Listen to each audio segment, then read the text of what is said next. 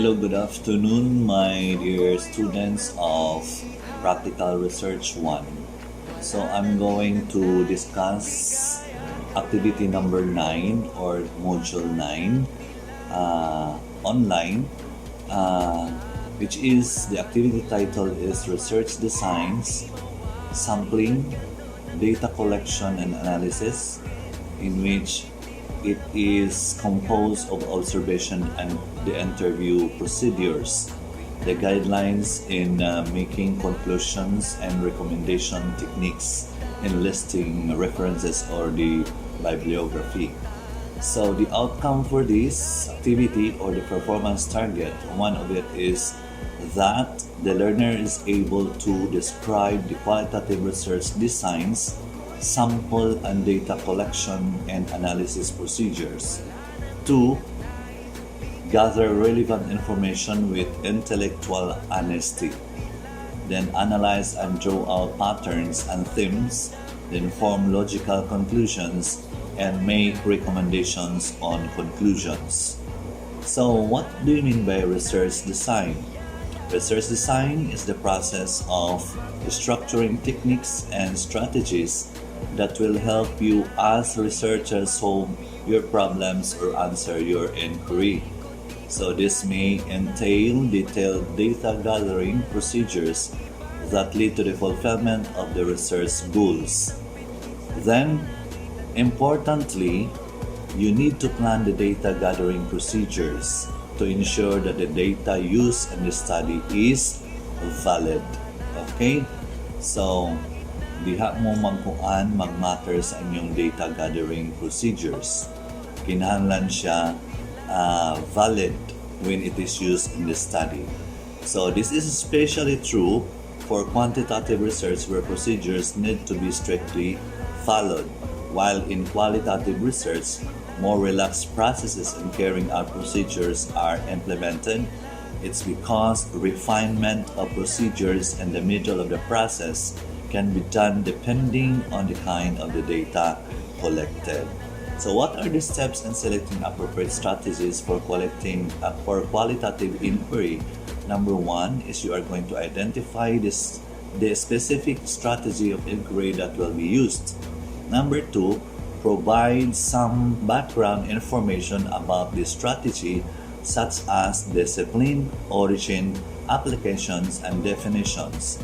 The number 3, discuss why it is an appropriate strategy to use in the proposed study or in the making of the research paper. The number 4, identify how the use of the strategy will be helpful as to the types of questions being asked, the form of data collection, and the steps of data analysis, and the final write-up. Then we are going to discuss also about sampling. So, after deciding which approach to use in a research study, it is now time to decide where or from whom to collect the needed data. To do this, some important terminologies must be first defined, and one of it is you are going to ask what is population and how about a sample. So, a population is the complete group of persons. And it does not only pertain to persons, it pertains also to animals or objects that possess the same characteristics that are of the researcher's interest. Then there are two kinds of population. We have the target population, in which it is made up of all research elements that the researcher would want his or her findings to be generalized to. Number 2, the accessible population, wherein it is a group of research elements within which the research respondents will be taken from. So it's from the word accessible. Example, in a study that seeks to find out the opinion of the Filipino high school students regarding the K-12 education program in the country. So the analysis for that, for the target population, they are the high school students in the Philippines, and the accessible population analysis and maybe those from the locality of the researcher. So, kung target population pa, it's a whole. So, among the students high school students in the Philippines, while an accessible population, so like for example making the research paper, so you are going to have the population that is from the locality wherein the researcher is located. So what are the advantages of sampling? So number one, it saves time, effort, and resources. Then it minimizes casualties.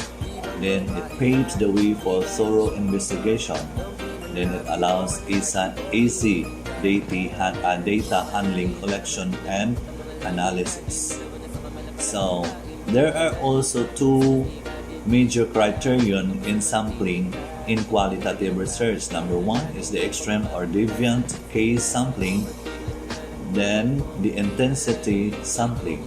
So example for extreme case sampling is in a group of patients in a psychiatric ward. A researcher might choose to include in his or her samples to those who have extreme cases of schizophrenia, or those who have suicidal tendencies, or other than those who have common problems of depression or anxiety. While in intensity sampling, an example for that, wherein good students and poor students, above average and below average. No? So paghimo sa sampling ana pangitaon na dahil who are those good students, then poor students, and who are those above average, like for example the living standard of the students, above average ba or below ang average ang status of life. Okay. Then number 3, we have the maximum variation sampling. Example is that a matrix or of communities or people is created where each item of the matrix is a different as possible from all other items. Then number 4, we have the homogeneous sampling. Then number 5, the typical case sampling.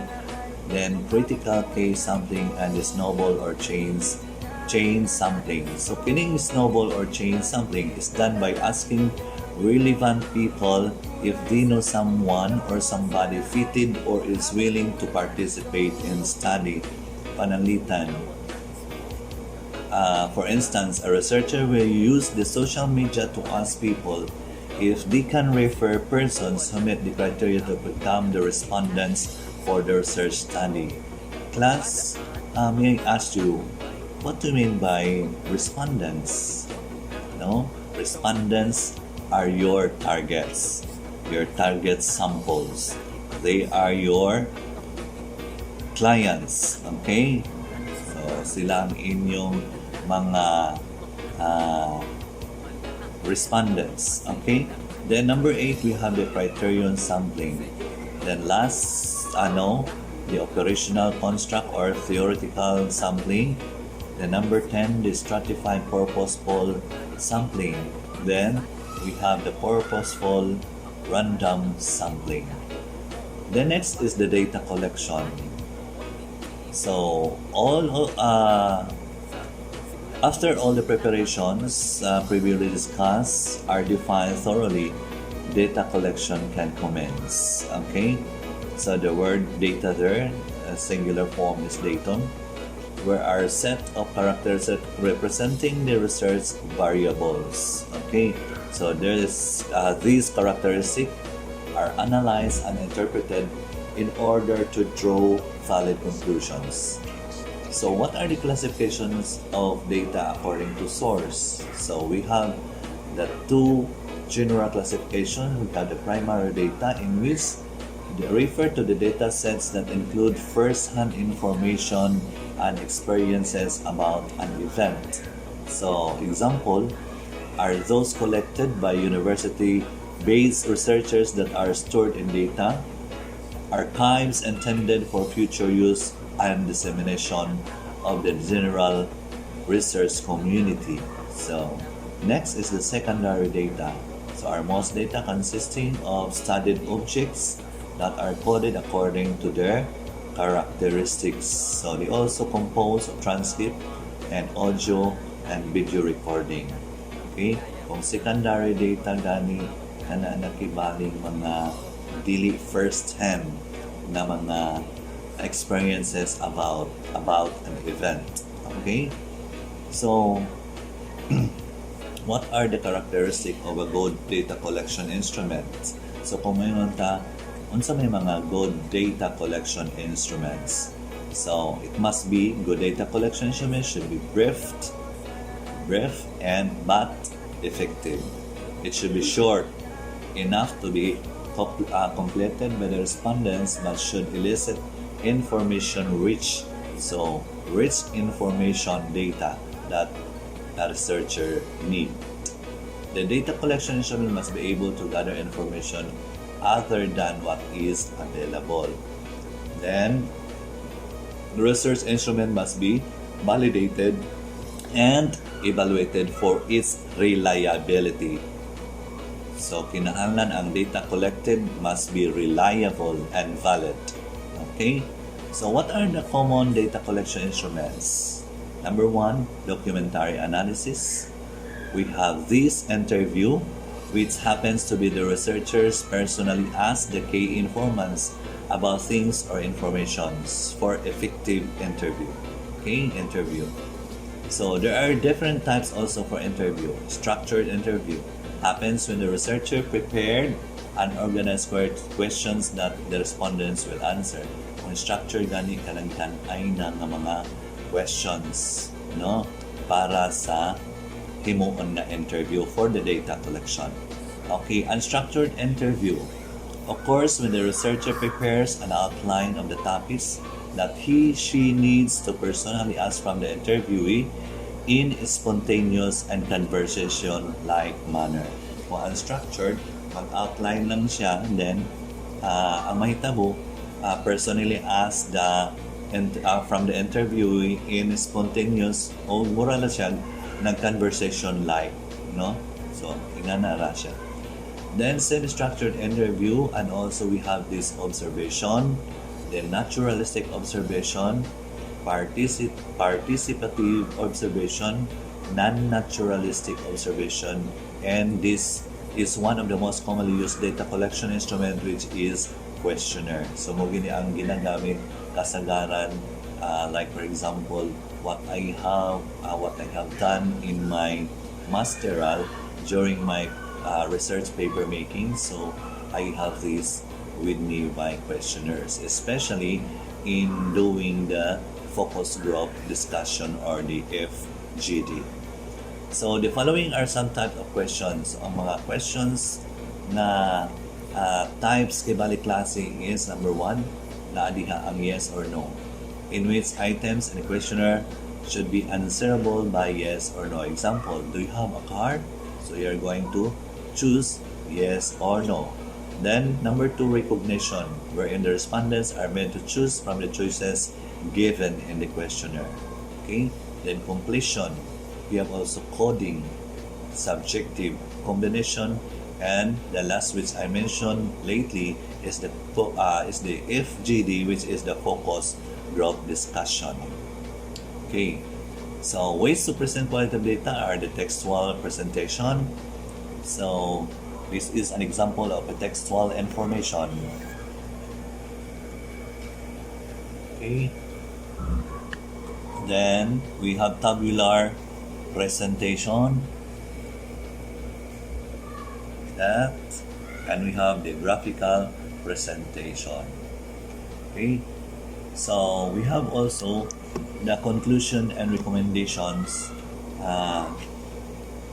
the guidelines in writing the conclusions, and also the guidelines in writing recommendations. So that will be done on the last part of the paper making. Okay, so that's all for this afternoon. I hope you will read still the learning notes so that you can fully understand what is activity number 9, in which in this time So this might be the beginning or the start that uh,